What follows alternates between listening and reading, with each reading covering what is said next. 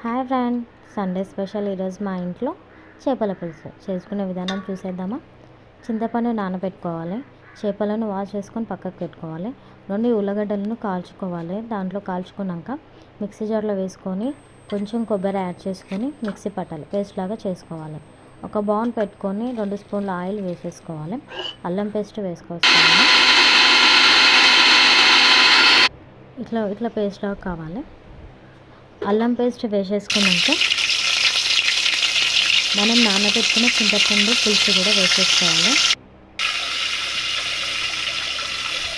ఇది వేసేసుకున్నాక మనం పేస్ట్ లాగా తయారు చేసుకున్నది కూడా పేస్ట్ వేసేసేయాలి.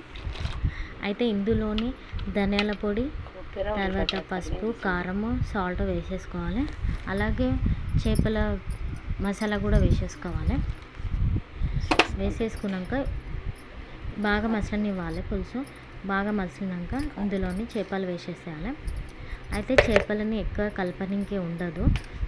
అయితే అది వేసినప్పుడే బాగా మసిలేటప్పుడు వేయాలి. వేసినాక మనం ఎక్కువ కలపొద్దంట చేపలని, అవి కలిపితే విరిగిపోతాయంట. అందుకని ఇట్లా పట్టుకొని చూస్తారు అంతే. అయితే దానికి కావాల్సిన ఈ చెక్క, లవంగా ఇవన్నీ కలిసి కూడా దంచేసుకున్నాను, అంటే గరం మసాలా లాగా. ఇవి కూడా దంచేసుకొని మసులుతున్నప్పుడు దీన్ని కూడా వేసేసాను. మా ఆయనకు చాలా ఇష్టము, మా మామకి ఇంకా ఇష్టము. మేము తినము, నాకు భయం అవుతుంది ఆ చేపలు ముళ్ళులు ఉంటాయని.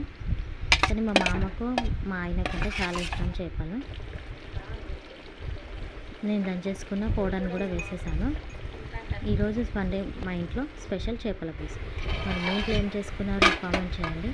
Please like, subscribe, please support me.